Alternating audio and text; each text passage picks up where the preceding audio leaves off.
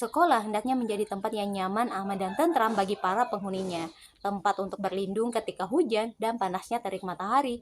Namun apa yang terjadi jika sekolah menjadi tempat yang paling mengerikan? Hai semuanya, kali ini aku akan membahas kasus penghilangan nyawa secara massal yang terjadi pada tahun 2001. Kasus ini melibatkan satu pria yang bernama Mamoru Takuma. Kejadian tersebut termasuk dalam 6 besar penghilangan nyawa secara massal yang terjadi di Jepang saat itu. Sebenarnya, siapa sih Mamoru Takuma ini? Kita masuk ke pembahasannya.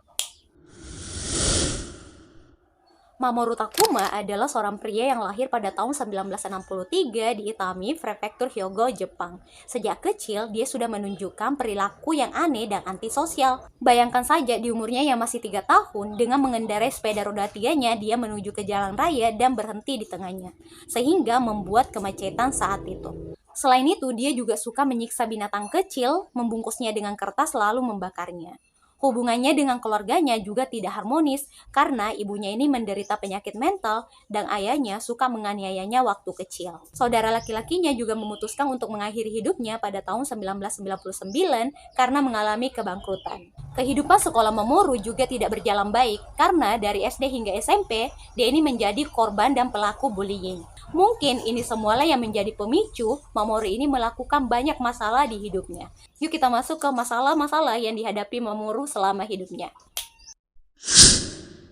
Pada tahun 1979, Mamoru ini mendaftar di sekolah menengah di Amagasaki. Setelah beberapa tahun bersekolah, akhirnya dia memutuskan untuk keluar pada tahun 1981. Di umurnya yang 18 tahun, dia memutuskan untuk mendaftar di Angkatan Udara Bela Diri Jepang. Tapi dia dikeluarkan pada tahun 1983 setelah ketahuan tinggal di asrama dan tidur dengan seorang remaja. Pada tahun 1984, Mamoru ini ketahuan telah memperkeos seorang wanita saat mengumpulkan uang sewa untuk sebuah perusahaan. Sejak kejadian itu, dia pun mulai merasakan adanya halusinasi-halusinasi yang dibuat oleh dirinya. Akhirnya, dia memutuskan untuk mengunjungi psikiater bersama dengan ibunya. Dari pihak rumah sakit, Mamoru ini didiagnosis menderita gangguan kecemasan. Namun setelah itu, diagnosis itu berubah menjadi penyakit skizofrenia. Selama beberapa bulan, Mamoru ini dirawat di rumah sakit. Hingga pada Januari 1985, dia ini tidak merasa puas dengan pelayanan yang ada di rumah sakit tersebut. Hingga dia mengupayakan percobaan bunuh diri dengan melompat dari lantai 5 rumah sakit tersebut. Namun upayanya itu gagal karena hanya rahang bawah dan atasnya yang patah. Pada tahun 1986, Mamoru ini ketahuan lagi telah memperkeos seorang wanita dan dipenjara selama 3 tahun. Memang luar biasa si Mamoru. Setelah bebas pada tahun 1989, Mamoru ini memutuskan untuk pindah ke Ikeda. Selain itu, dia juga mendapatkan pekerjaan sebagai supir bus dan truk. Tapi bukan Mamoru namanya kalau dia tidak membuat masalah. Saat sedang bekerja, si Mamoru ini pernah membuat sebuah insiden tabrakan sehingga membuat sopir truk lainnya meninggal keesokan harinya. Namboru. Akhirnya pada tahun 1998, si Mamoru ini dipecat sebagai supir karena menyerang penumpangnya yang menggunakan parfum menyengat.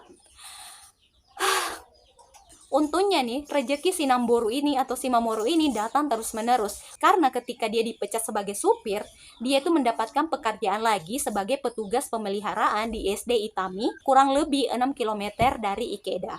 Namun pada tahun 1999 dia dipecat lagi dari SD tersebut karena dia melarutkan obat penenam ke dalam teh yang dihidangkan di ruang guru sehingga 4 guru dilarikan ke rumah sakit saat itu.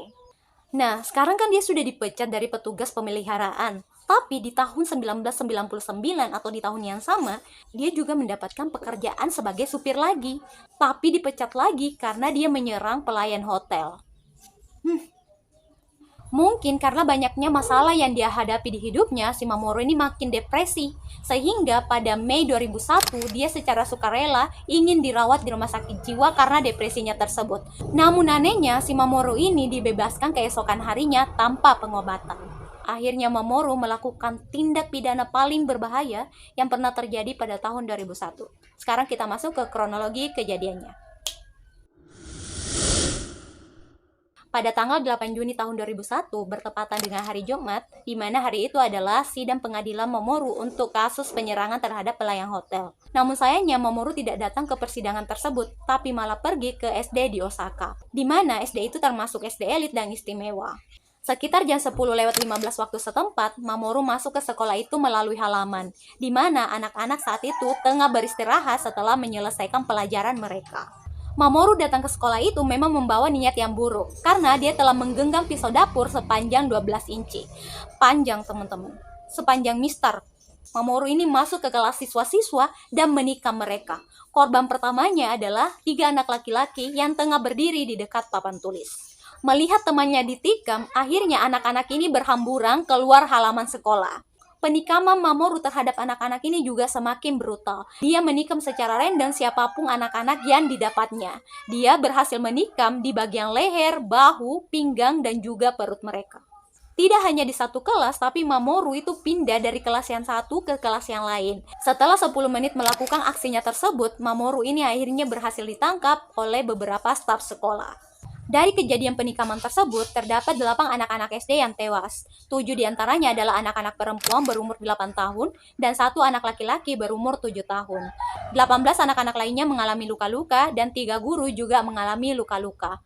Setelah ditangkap, Mamoru ini tidak mengakui kalau dia menyerang anak-anak SD ini. Dia justru menganggap kalau dirinya pergi ke stasiun kereta dan menikam 100 orang di sana. Dia juga berkata kalau tindakannya tersebut dikarenakan dia telah mengkonsumsi obat 10 kali lipat. Setelah diselidiki, ternyata dia mengonsumsi 3 jenis obat berikut ini. Yang pertama adalah antiseptik Seroquel, yang kedua adalah antidepresan Paxil, dan yang ketiga adalah benzodiazepin lormetazepam. Di mana ketika ketiga obat jenis ini dikonsumsi melebihi dosis standar atau 10 kali lipat dari dosis biasanya, itu tidak akan memberikan efek psikotik kepada orang yang mengonsumsinya. Justru, obat ini hanya akan memberikan efek ngantuk.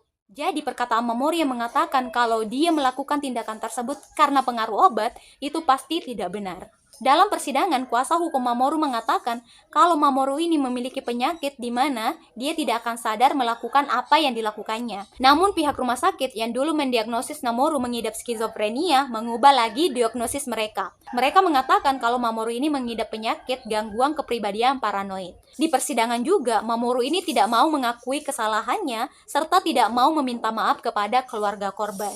Bahkan dia berkata kalau hendaknya dia menggunakan bensin agar semakin banyak korban yang dia dapatkan. Akhirnya pada Agustus tahun 2003, Mamoru ini dinyatakan bersalah dan dijatuhi hukuman mati yaitu dengan cara digantung. Tapi apakah Mamoru gentar dengan hukuman tersebut? Ya tentu tidak. Justru dalam persidangan, Mamoru ini melakukan banyak tindakan-tindakan yang tidak terpuji seperti menguap, menggoyangkan badannya, dan dengan sengaja menatap keluarga para korban. Selain itu, dia juga meminta kepada hakim agar hukuman matinya ini dipercepat. Ya mungkin karena itu adalah cita-citanya dari dulu.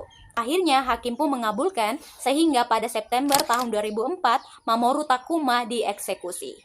Itulah akhir dari seorang troublemaker di Jepang yang bernama Mamoru Takuma. Sejak kejadian penikaman yang menimpa di SD di Osaka tersebut, akhirnya sekolah-sekolah di Jepang mulai memperketat perlindungan mereka dengan membangun gerbang sekolah dan juga pos jaga. Selain itu, mereka juga mulai memberikan perhatian yang lebih kepada orang yang mengidap penyakit mental. Setidaknya ada yang bisa dipelajari dari seorang Mamoru Takuma. Terima kasih sudah menonton video ini. Jangan lupa untuk like dan subscribe. See you in the next video. Bye-bye.